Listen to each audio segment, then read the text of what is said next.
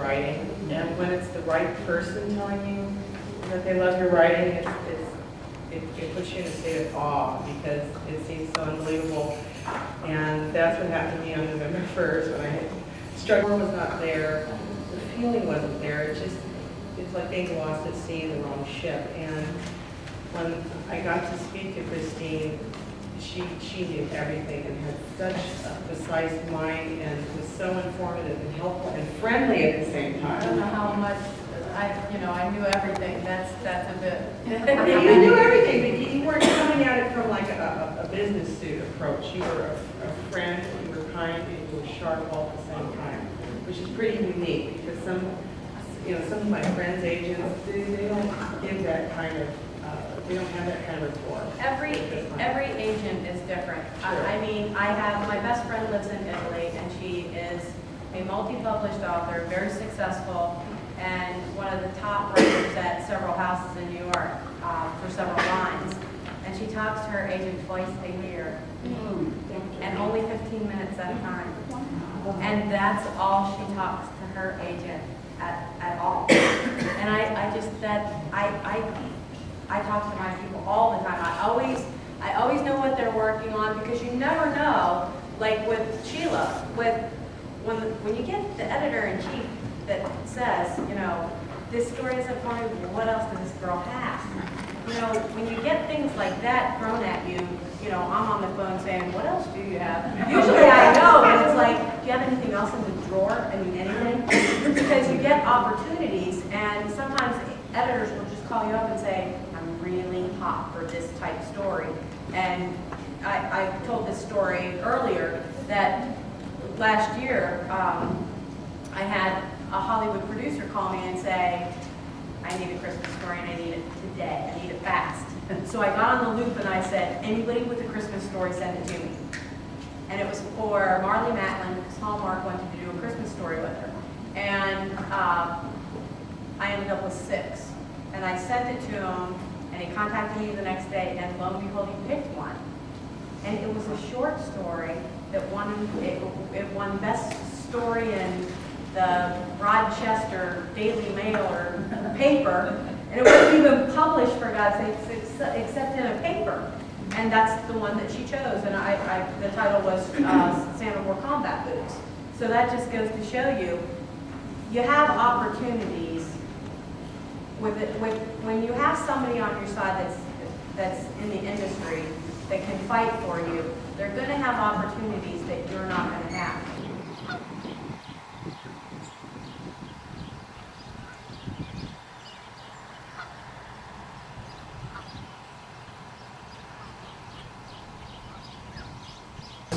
I'm most comfortable, I think it makes sense, I'm most comfortable writing characters around my age, give or take. Writing out of your own experience.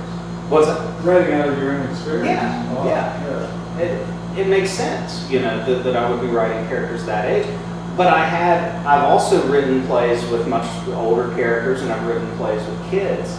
And I remember I have a friend in Huntington who runs a dinner theater, and she contacted me 3 years ago and asked if I would direct something, or if I would write something for them, a comedy. And I know that I've seen their plays. I know that most of their actors are in their 50s, 60s, and 70s. And I've never written anything that had central characters in their 60s and 70s before. And so it was challenging. And she told me, it's a church dinner theater. She said, you can't have any profanity, no drinking, no sex. And I didn't have any plays at the time that didn't have any of those things. So it was really a challenge, and it kind of scared me at first, but I kind of found something, and I wrote something for it, and it worked beautifully. It's a nice G-rated family show, but most of the actors were in their 60s and 70s. There were some in their 30s, but most of them were older.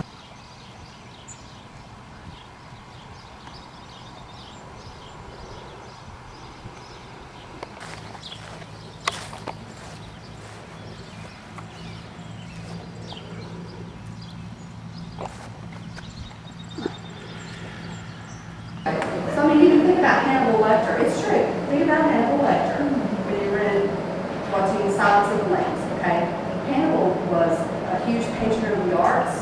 He was a philanthropist. I mean, he was a really good gourmet chef. Yeah. He used fava beans, and I don't even know what a fava bean was. I can't think of it. Brown bean. But you know, I mean, that's just the thing. Your bad guy has some good attributes. Your good guys have some bad attributes. All right. Now that you've got that one focus sentence, you're going to expand that sentence into a full paragraph. I would have you do that. If y'all want to do a writing exercise, we can do that. But if you don't want to do it, I don't like doing writing exercises when I'm in workshops, but if you don't want to do that, take a vote. You want to write or you don't want to write? Like, and also there are plays, as Giselle said, and white people. Every now and then, author, I mean, I don't send out my work anymore, but every now and then, author, editor of an anthology or something contact me. I'm one of the writers from, they call it the Black Ops Movement, 60s and 70s. And those guys are dying out, so I don't want to say what I want to say, but and if one died, I move up the ladder. But I just got to stay alive. I see one of the keys is, you know, staying alive. And you'll get what's coming to you. Yeah. So, is that the question? I forgot where we are. I'm a poet. And not only that, I'm 72 years old. Can't remember things like I used to.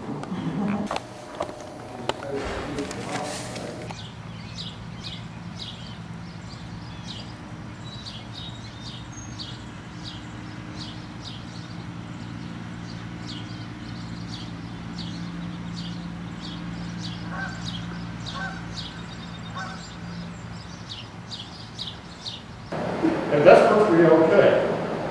And there, you are intentionally letting yourself be bound, at least to some extent, to factual accuracy. And especially with a contemporary setting, that's perhaps not too difficult to do.